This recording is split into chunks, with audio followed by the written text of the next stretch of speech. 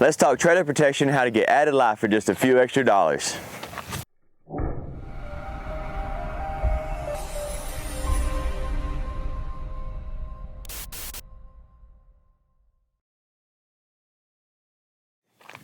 Over here we have 3 samples. We have 12, 10, and 7 gauge material.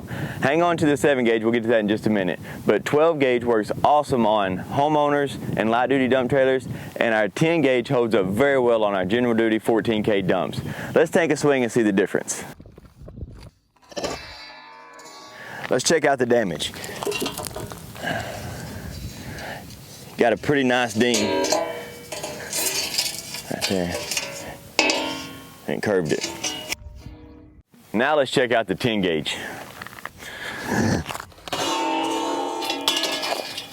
Still made a little dent, not near as much of a dent on the back side, still has a little curve.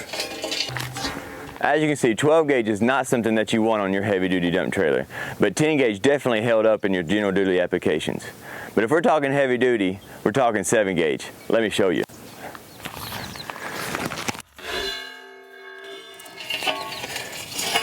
As you notice, there's a lot less visible damage and minimal bend.